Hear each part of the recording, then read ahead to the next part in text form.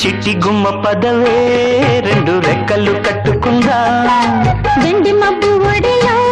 ముద్దు ముచ్చటలాడుకుందా చిరుగాలై కొండ కోనల్లోన తేలి